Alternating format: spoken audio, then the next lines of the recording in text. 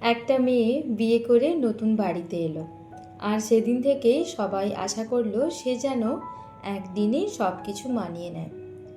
25 থেকে 30 বছর একটা বাড়িতে বড় হয়েছে সে।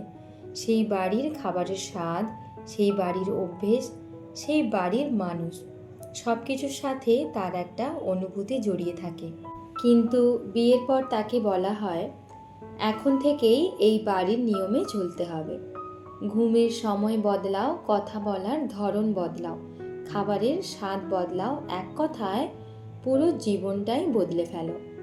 কিন্তু একটা প্রশ্ন, এই বাড়ির মানুষগুলো কি কখনো ভাবে নতুন যে মেয়েটা এসেছে তার জন্য আমরা কি একটু বদলাতে পারি না? অদ্ভুত না? একটা মেয়ের কাছ থেকে আশা করা হয় সে যেন তার 25 থেকে 30 বছরের অভ্যাস একদিনেই ভুলে যায়। কিন্তু অনেক সময় এই বাড়ির মানুষগুলো তাদের খাবারের স্বাদটুকুও বদলাতে রাজি হয় না। আসলে মানিয়ে নেওয়া যদি দরকার হয় তাহলে সেটা দুপক্ষেরই হওয়া উচিত। কারণ একটা মেয়ে যখন নতুন বাড়িতে আসে, সে শুধু একজন বউ হয়ে আসে না, সে তার পুরনো বাড়ির স্মৃতি, তার অনুভূতিগুলো সাথে নিয়ে আসে। তাই তাকে বদলানোর আগে একটু বোঝার চেষ্টা করুন।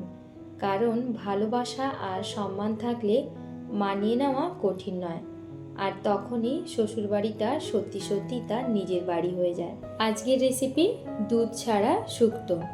আমার হাজব্যান্ড দুধ দিয়ে শুক্তোটা পছন্দ করে না, তাই আমি ওকে এইভাবেই শুক্তোটা বানিয়ে দিই। এটাতে আমি পেঁয়াজ ব্যবহার করেছি, তবে এটা কিন্তু নিরামিষও বানানো যায়, পেঁয়াজ ছাড়াও বানানো যায়। এভাবে শুক্তো কিন্তু খেতে বেশ দারুণ লাগে। যদি ভালো লাগে তাহলে একবার বানিয়ে দেখতে পারো।